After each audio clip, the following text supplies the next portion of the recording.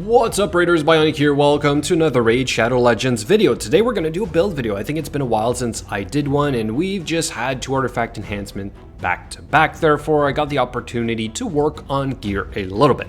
Today will be dedicated to the one, the only, the Skull Lord Var-Gall, which I see a lot more of recently. And so I did a video not too long ago, it's right here, actually I can show you guys, called the Shield Wall Defense Team, and the Skull Lord is on this team. In fact, I think he's crucial for that team, him with the Rosin being very, very important.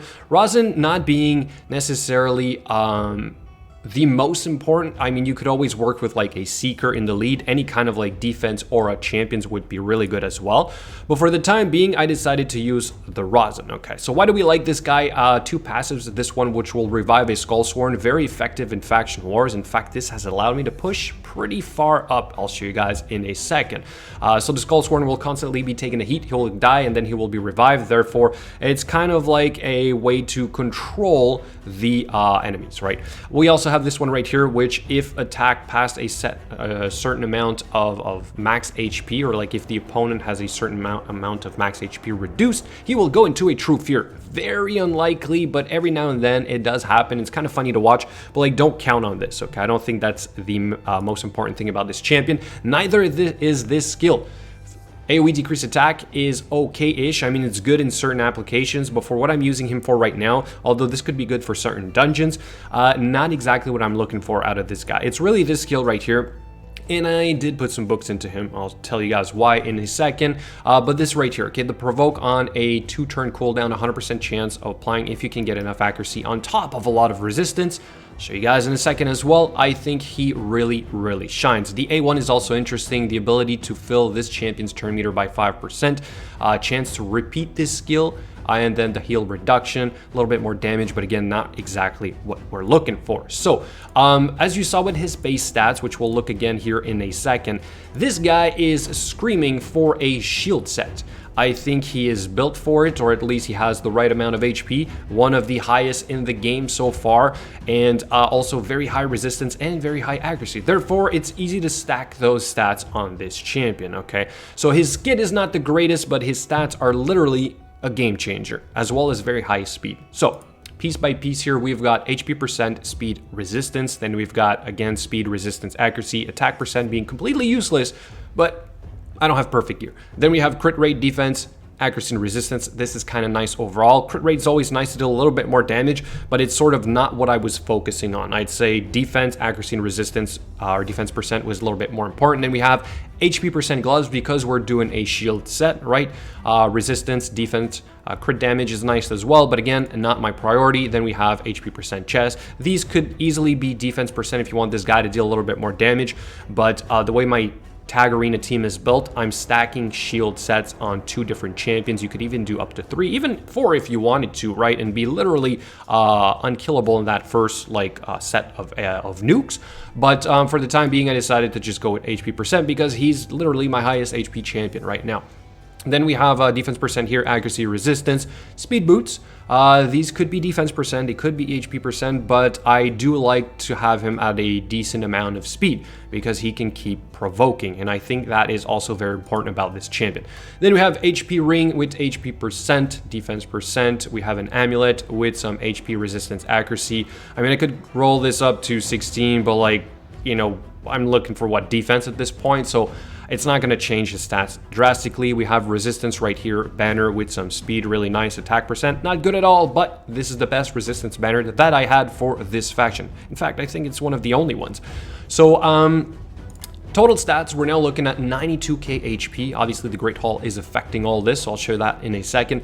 211 speed, which is pretty decent. We have 492 resistance, which will be just above 500 once I finish the Great Hall, and 220 accuracy. And as you will see, it is affecting his ability to place the debuffs, which again, I said is important on this guy, okay? As for the Masteries, obviously, we are stacking resistance, so we want this right here. Improved parry, I think, is nice as well. Shadow heal I like as well, especially on a very high HP champion like this one. We have delayed death. We are planning on being hit a couple of times, and we also have that provoke, right? So I think this is decent.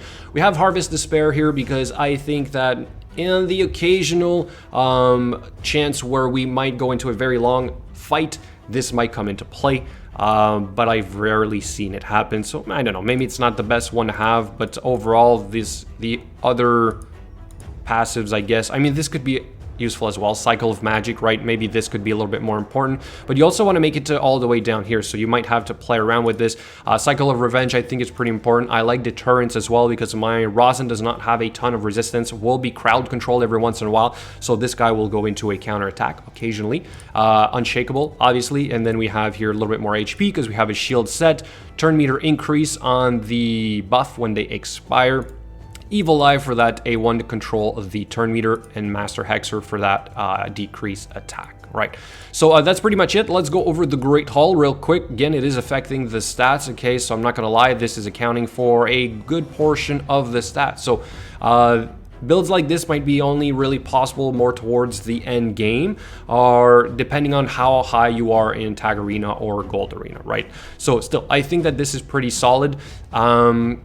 I plan on finishing this right here because I do have 3 Force champions in that team. Therefore, working on resistance will work on all those 3 champions, right?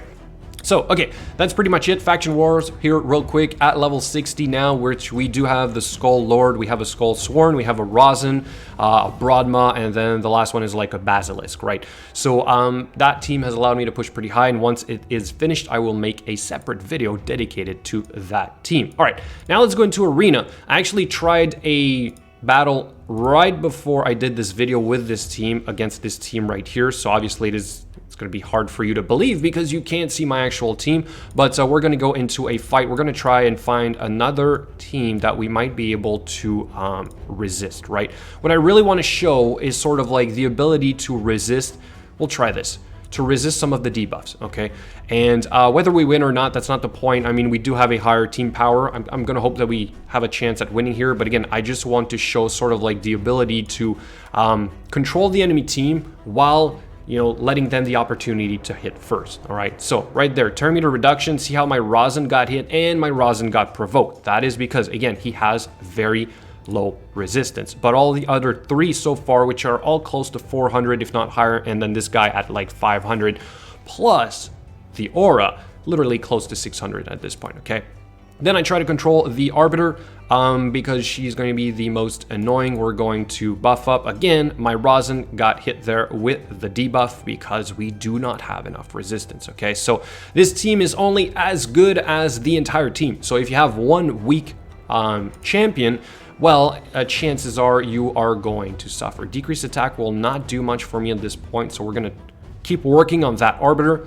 Big AoE hit there from that Rosin, right? Let's put the decreased speed on the Arbiter yet again. We resisted. That's good. Let's go control that Arbiter a little bit more. Can we finally make it around to our Rosin? Nope, he's frozen again, so that's going to take a little bit more time, but we're going to clear it. We're going to clear it. We're going to give this guy a chance to attack. And then we got stripped, okay? So that is a big problem for this guy because I need that increased defense and that increased crit rate for him to hit a little bit harder with the skill right here. So as you can see, if there's one champion or even one that's not working properly, well, chances are this team is not going to shine that much. So I do plan on changing this Rosin at one point. I'm thinking at this point, very high resistance in a Savage set would be really, really impressive. But because I'm using him in the clan boss, I think that it's not worth it for the time being, okay? I know some other players have done it already, and it is working very nicely, but yeah, like I said, I mean, I'm not quite there yet, okay?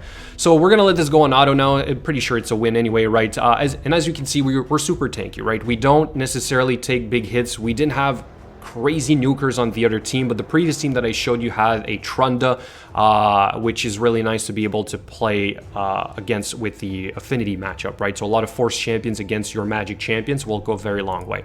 So the whole point here is that in Tag Arena, you become very annoying to deal with. And I don't know if I've been attacked recently. I put my full teams back on to hopefully get a couple of hits on the defense. Doesn't look like I've been hit since I've put my regular teams, but it was working. I have shown it in the previous video, right? Again, you guys are welcome to go check this out. The shield wall defense team, I show it in action in Tag Arena as well. Again, very impressive. But yeah, so that's basically it. I wanted to showcase this guy for you. Let me know what you think in the comments below. And as always, I will catch you guys later.